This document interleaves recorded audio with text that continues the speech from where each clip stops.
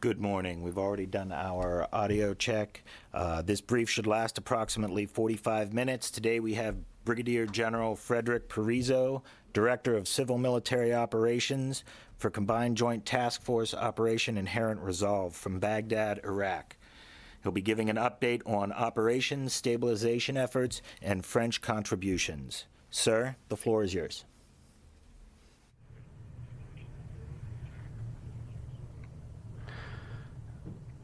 Good morning, everyone. Today I'll provide an update on current operations in Iraq and Syria, and will follow by an update on stabilization efforts in our areas of operations, as well as contributions French forces have made to the fight. In Iraq, the Iraqi security forces continue to secure the country in order to prevent the resurgence of Daesh and set the conditions for stabilization efforts to take place. In the Karachok Mountains near Kirkuk, the ISF and the Peshmerga conducted joint operations to clear the area of Daesh presence and other malign actors. Their ongoing coordination in the area shows that Iraqi forces are most effective when all forces are cooperating and working together. Along the western border, the ISF continue to prevent terrorists from pouring into Iraq, while the coalition continues to provide intel, overwatch, and fire support to our partner force on the ground. In Sinjar, Firebase Jores was relocated on July 4th after 34 days of combined operations between the coalition and the ISF.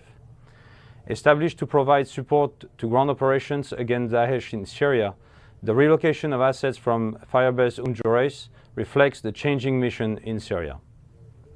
In Syria, Operation Roundup is on its 84th day of accelerating the offensive to defeat Daesh remnants in the Middle Euphrates River Valley, the Merv. Last week, we announced the completion of the liberation of Dashisha, one of the last remaining Daesh strongholds in the Merv. Thanks to the combined SDF ground offensive, strikes by coalition and Iraqi forces, and border security operation by the ISF, Dashisha has been freed after 4 years of tyrannical Daesh rule. While operations shift towards the last Daesh territory east of the Euphrates in Ajin, the SDF will continue to clear and secure Dashisha in order to create conditions that would allow stabilization efforts there. I'd like to announce the deaths of a number of Daesh leaders who were responsible for planning terror operations overseas. The names and suspected activities of the 6 individuals eliminated from the battlefield in the months of April and June are detailed in a press release that goes out tonight. Thanks to the operations conducted by the SDF, ISF, and the coalition, we are stopping Daesh from being able to conduct terror across the world and degrading their ability to plan and finance such operations. Nevertheless, the death of these terrorists demonstrate that Daesh remains committed to planning and executing terror operations to places far beyond Syria and Iraq. And my country knows firsthand the horrific act that Daesh is willing and capable of committing, and that's why we will remain committed to this fight. I'd like also to talk about stabilization efforts in our area of operation. The military is not the lead for stabilization. However, we acknowledge that stabilization is critical to the success of our mission to defeat Daesh. We fail to defeat Daesh if stabilization is not successful. The stabilization effort is taking place just after major combat operation to enable the safe and voluntary return of internally displaced persons, or IDPs, to their region of origin and restore basic services like water, electricity, shelter, education, and social services. It comes ahead of reconstruction, which is a longer-term enterprise. Stabilization is mainly done by international, governmental, and non-governmental organizations. It has to answer short-term needs of the Iraqi and Syrian people to rebuild their lives after the destruction brought by Daesh tyrannical rule. As the Director of Civil Affairs for the coalition, I have seen firsthand the steady progress of our partners in Syria and Iraq. The numbers of displaced persons, for example, continue to decrease, with less than 2 million Iraqis in camps. There were just under 2.8 million 7 months ago. The positive trends in these numbers indicate that the ISF is creating the safety necessary for people to return home and rebuild their lives. However, we cannot emphasize enough the urgent need for the international community to ensure that stabilization efforts in Iraq and Syria are sustained to be successful. The United Nations Development Programme's funding facility for stabilization, the primary mechanism for immediate stabilization in Iraq, say that $500 million is urgently needed to fund the projects that support stabilization efforts in liberated areas. Half of it is just for Mosul in northern Iraq. In Syria, the need is equally great. Let us remember that the evil threat of Daesh did not end in the borders of Iraq and Syria. The Iraqis and the Syrians found themselves in the front line of a global war, and that threat is about to be defeated thanks to their sacrifices. It is now the global community's turn to prevent terror groups such as Daesh from gaining power again. And to achieve this, we must make sure that returning IDPs are safe, they can rebuild their lives, and are given livelihood opportunities. Finally, I would like to highlight the contribution of French forces as part of the coalition. It's been a privilege to act as the senior national representative for the 1,100 French forces in Iraq, Kuwait, Jordan, Qatar, and the United Arab Emirates that are working side by side with the 26 troop contributing nations at the forefront of our efforts to defeat Daesh. The 10 Rafale aircraft that are permanently located in the region have conducted approximately 1,400 sorties and struck 130 targets in the past year, while our artillery Caesar guns have conducted more than 500 missions, resulting in more than 150 enemy targets neutralized. Additionally, French forces have also been a part of the coalition effort to enhance the ISF capabilities to secure their homeland and to fight terror groups such as Daesh. Task Force Mont Saber and Task Force Narvik, our two main French training forces in Iraq, have trained more than 2,000 forces from the Iraqi counterterrorism services and the 6th Iraqi Army Division in the last year, while continuing to enable Iraqi trainers to train the fellow service members. Sadly, while we share the successes of the coalition and of our partner force in defeating Daesh, several coalition troops have made the ultimate sacrifice in our goal to rid the world of the threat of Daesh. This includes 2 French soldiers, and let us always remember the service and sacrifice of Sergeant Major Stéphane Grenier, who died in September 2017, and Corporal Bogus Poshilsky, who died in March 18. And whatever the price, we will continue to fight until Daesh is defeated. France is honored to stand among the 72 nations and 5 international organizations that comprise the most successful international coalition ever formed. We remain committed to the fight to finally rid the world of Daesh once and for all. And with that, I'll take your questions. For all questions, please provide your full name and agency prior to asking your questions. All called on will have an opportunity to ask one question and a brief follow-up due to our limited time. And with that, Voice of America. Thank you so much for doing this, General. Carla Babb from Voice of America. I was wondering what you had seen of Iranian forces and Iranian-backed forces in Syria. Are they near your forces or have they backed away?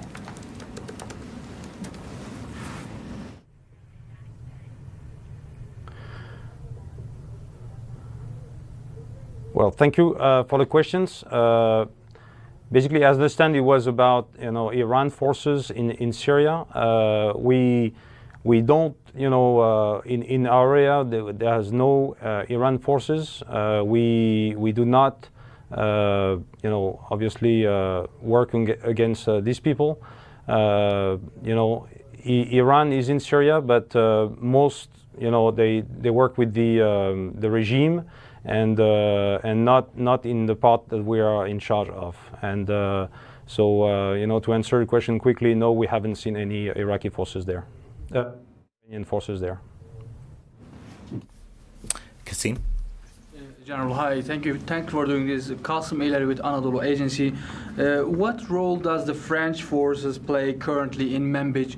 Are they going to join the joint patrol with Turkish forces there? Thank you.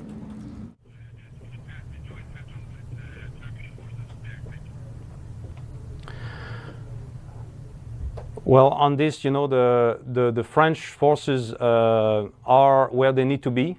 And I refer to the declaration of the French president that says that he owns the location, and I cannot comment on specific location, but basically the French have been involved in many of the since 2014 in all the operations, and I cannot comment on specific missions or locations. And I would like to use my follow-up right for a separate question, if possible. The military and civilian councils in northern Syria have their social media operations and also public affairs activities. Does the coalition provide funds for resourcing those type of media-oriented activities in northern Syria?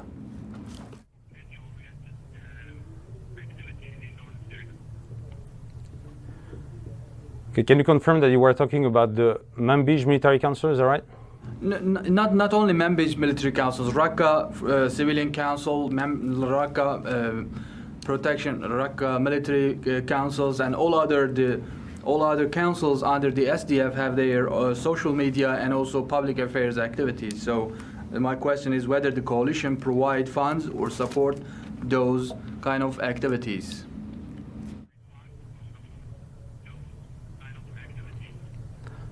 Okay, thanks. What we do in Northeast Syria is we support the military forces. So it's part of the training that we're doing to support the people that have actually liberated Northeast Syria, and so we limit our help to the military side of the local forces and not to the civil councils. So basically we train them as security forces to make sure that they can handle any resurgence of any kind of threat, and for this actually they're doing a pretty good job. Thank you very much. Tara? Hi, sir. Tara Kopp, Military Times. A few minutes ago you said whatever the price, you'll continue to fight until Daesh is defeated. Could you define for us when will you know that ISIS is defeated? What signs are you looking for to be able to then withdraw, stop providing the military support for this operation?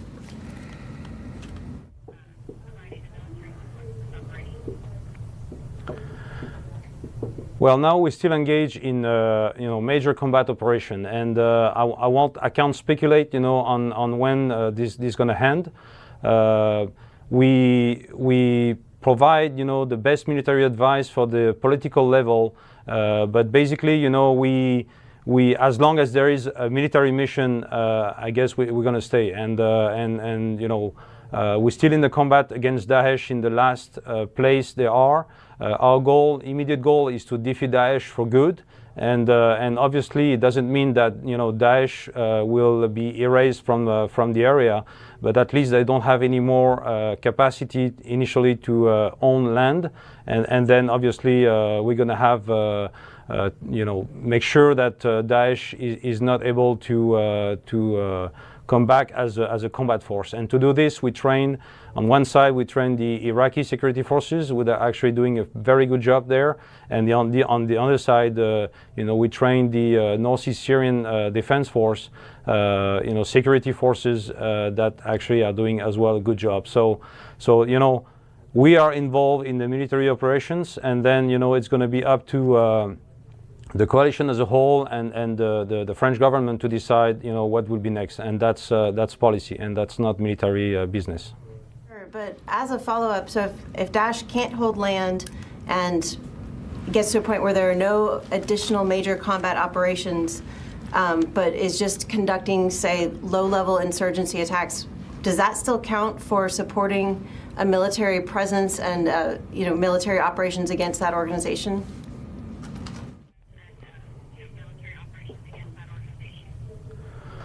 Well, this is really a policy issue.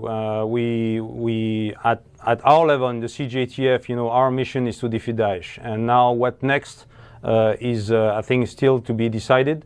We're still in the fight for at least 2 or 3 months, and then obviously there will be more decisions. But What is very important to my country is the capacity of Daesh to be able to project power outside Syria and Iraq, and obviously this is something that our government is informed on by obviously our intelligence apparatus, but also with the contact with the coalition. And I think it's an effort, all the coalition, to make sure that after the major combat operation, we stay enough to defeat Daesh on a permanent basis. Tom? Good morning. Good afternoon, sir. Tom Squitieri with Talk Media News. I have a clarification on something you said earlier in my question. My clarification is on the number of French troops you provided. All the countries you listed, you did not say Syria. Was that an oversight by you? Does that number include French troops in Syria? And then my question is, in follow-up to what Tara just asked, in a sense, for the last 6 weeks, the press release coming out of Central Command talks about how the coalition is going after remnants of ISIS, of Daesh, remnants of ISIS and Daesh. Each week it's the same press release, the same lead, the same headline. Yet you're saying now that there's going to be a major effort, a major logjam to get rid of Daesh. Which is it? Thank you. Merci beaucoup.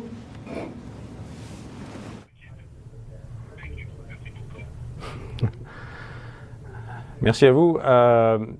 For your first question, I cannot detail where our forces are. They are where they need to be, and sorry, I can't go further than that. But I'm in charge of all the forces, and that's what I'm going to say about that.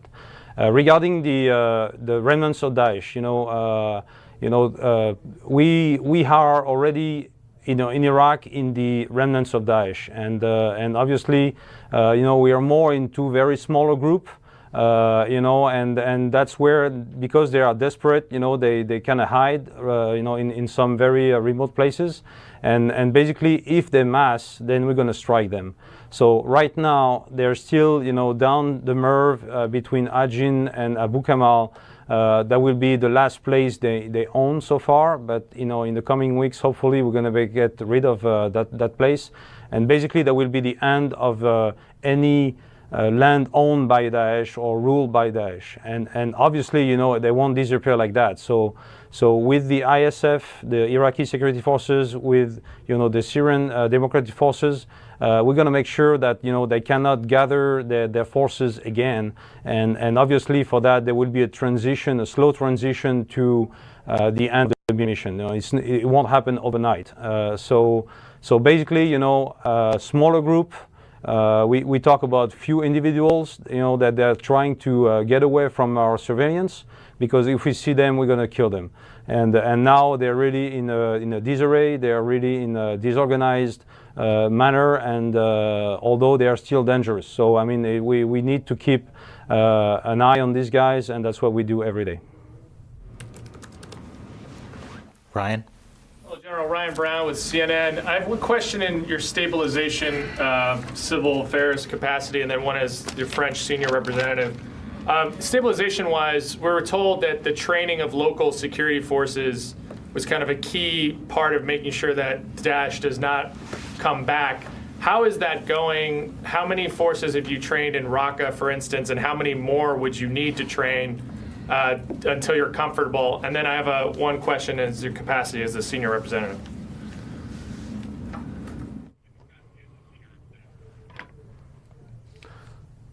Okay, so regarding that first question, obviously, part of our mission is in the stabilization part is to make sure that on one side the Iraqi security forces, and the other side, the security forces of the SDF will be able to handle security. So people that are in camps, when they want to go back home or to go back to the place where they belong, they need to feel safe. And safety is not only, a military presence that they can accept. Safety is also, a place they can live. It's also having water, having electricity. So I mean, it's a whole effort. And as I said in my statement, this is not led by the military, but the military helps in terms of making sure that people, they can return home and have a safer environment, in terms of making sure that they're not attacked and not at risk, and that's something that is very, very important.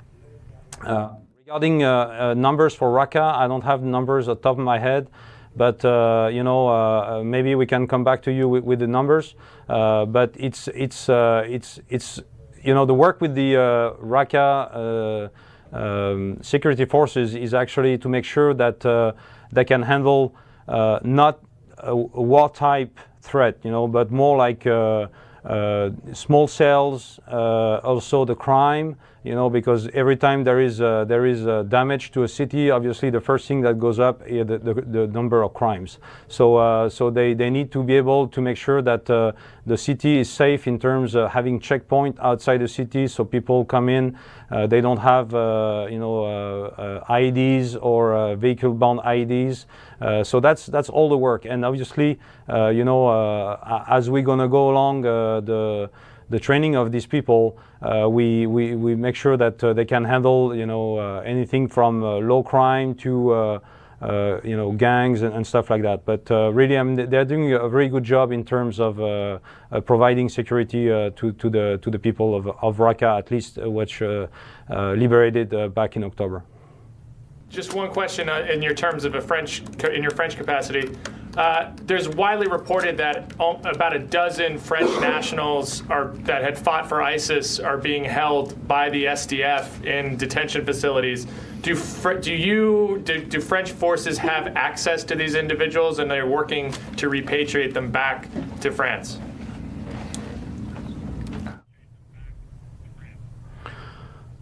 Well, on this question, it's quite clear. First of all, the government of France said that they don't want these people back. So I mean, that's a policy statement. So and obviously, it's not part of my mission.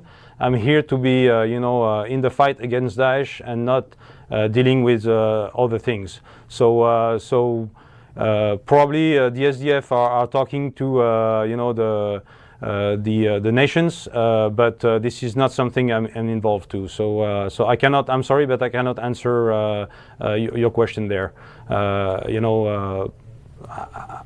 That's all I'll say about that. I don't know more about this. I'm sorry.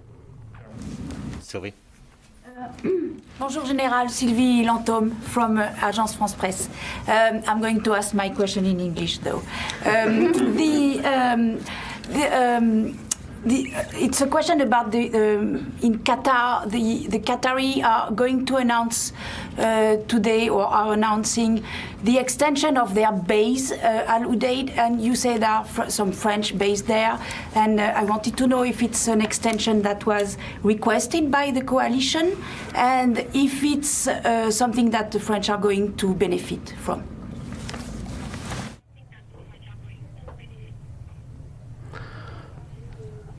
Well, thanks for the question. It's news to me. So obviously, in Al Udeid Air Base, that's where the command of the Air Force component is.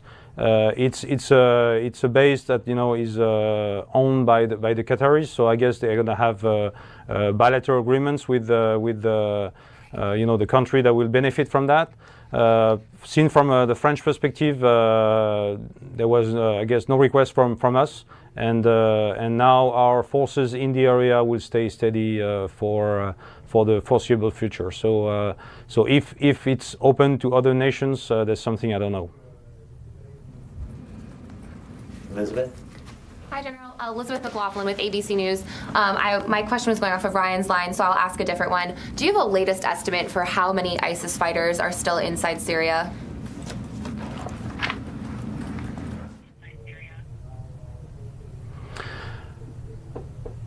Well, this is probably hard to say because and I won't speculate on specific numbers. But one ISIS is one ISIS too many. Just so we expect to have few hundreds of them at least. But again we don't know how many, and but we we make sure that we kill all of them. That's the best answer I can have. It's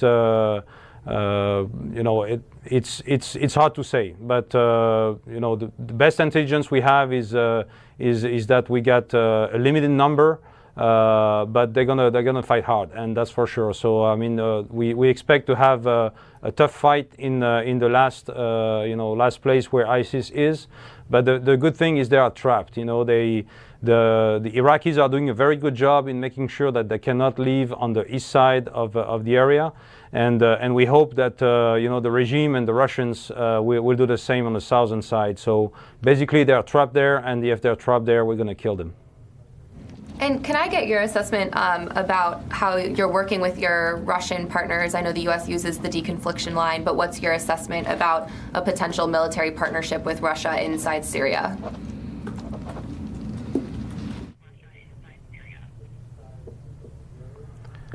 So I understand the question is about working the Russians. Is that true? Is just for the French, or is that for the coalition?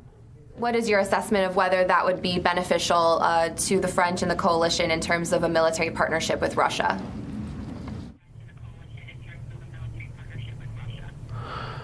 Well, to be clear, we don't have any partnership with Russia. I mean, they conflict what we do for the safety of our forces on the ground. We make sure that our forces are not at risk if the Russians are at this level. So basically, it's at the political level. I think probably what you refer to is at the political level, and but at the military level, it's a deconfliction.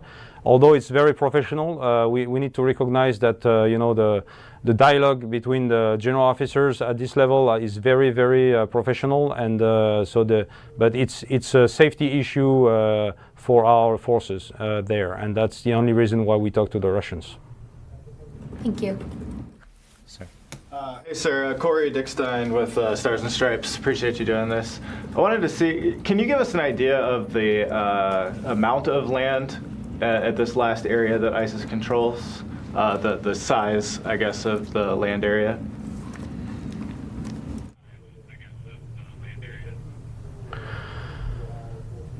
I think, on top of my head, I think it's about 30 kilometers by 10, something like that. So I mean, it's quite small. We'll get back to you with the exact number, but basically it's roughly in that place there. So it's quite small. There are few cities in there. But the rest of the land is quite open. So we hope that the last combat will go pretty quickly. And obviously the main threat there is the IEDs. We expect Daesh, like they did in Raqqa, like they did in Dashisha, to leave behind a lot of IEDs. So I mean we expect to have a very overwhelming force from the SDF, but actually it's going to be it might be slow because of the other threat. And for example, in the Dashisha, the fight is over, but they are still back clearing to make sure that people can go back to their houses and can start having a new life after, for example, in Dashisha, 4 years under Daesh rule. So and it's actually quite amazing to see the resilience of these people. They right after the clearance, they come back and they try to reopen markets, and it's quite amazing to see these people, how they react to that liberation of from ISIS. So that's what we expect for the MIRV as well. But more houses, so probably more work on the back clearance. Did we have any other questions from the floor before I go to follow-ups? Okay, I did note a couple of follow-ups. Kassim? Yeah, General, thanks. You, in response to Tara, you mentioned Northern Syrian Defense Force. General, could you please explain what is this Northern Syrian Defense Force, and what type of trainings are you providing them? Does this include border security?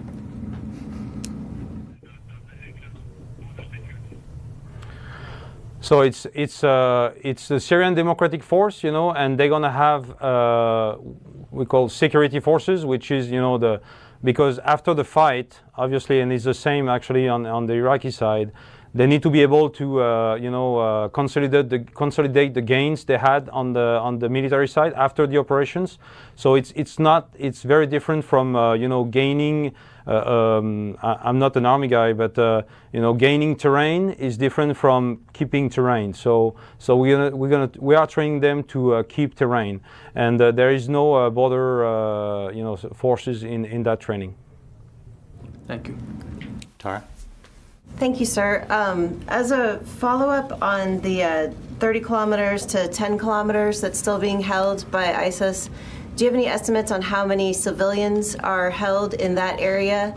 And then separately, to get back to the question of how many ISIS fighters remain, just wanting to see if you can explain this a little more. If you don't know how many ISIS fighters there are, how will you know when you've defeated them?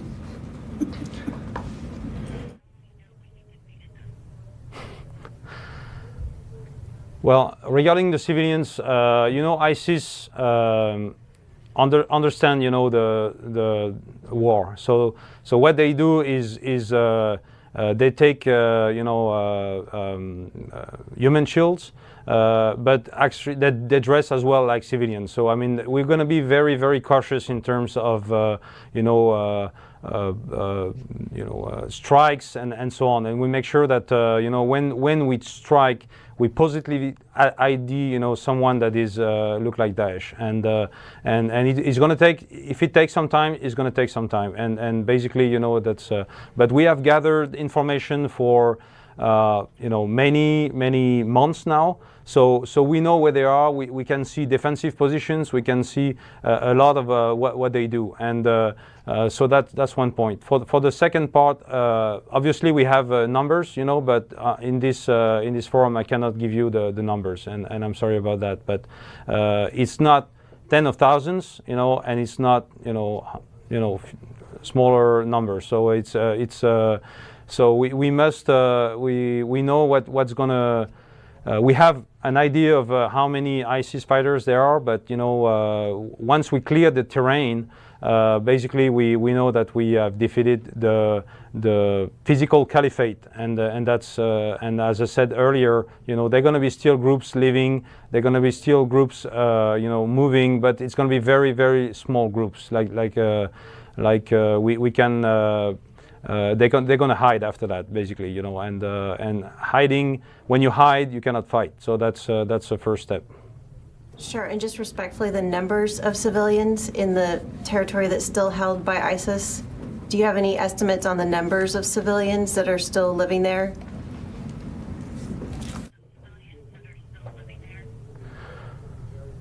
Sorry, we haven't made any census. So we know that a lot of civilians have fled, and so what we see now is that much more fighters than civilians, but it's possible that civilians are held hostage, as kind of as said, human shields. So I can't give you exact numbers. It's something that it would be absolutely speculation there. We got time for just one more question, Brian. Yeah, General, just one last question on, had the French forces in Syria or in the region conducted any self-defense strikes against pro-regime forces, either aircraft or artillery or forces on the ground? Have they been in a situation where they've had to engage regime forces in self-defense?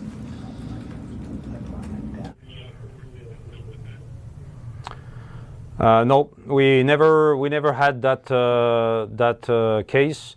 If obviously if this happens, basically we get rules of engagement, and it's very clear what we're supposed to do, and our pilots are artillery, manned, and all the forces we have on the ground, they know exactly what to do in that case. But we never had this case in the last 3.5 years now. Thank you. That's all the time we have for your questions. Sir, did you have any final words for the group here?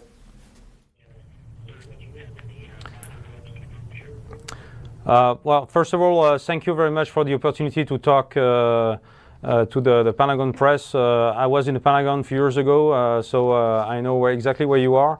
And second, after a year here, and I'm leaving in a few days, I think the coalition is doing a fantastic work in terms of first defeating Daesh and then training the forces. So there is still work to do. There is so we keep on killing the bad guys and making sure that the Iraqis and the Northeast Syrian people will be they're going to have clear days ahead of them, and it's where France is very proud to be part of the coalition.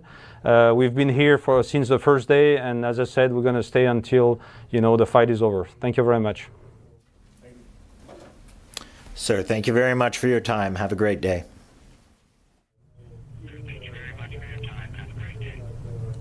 Thank you.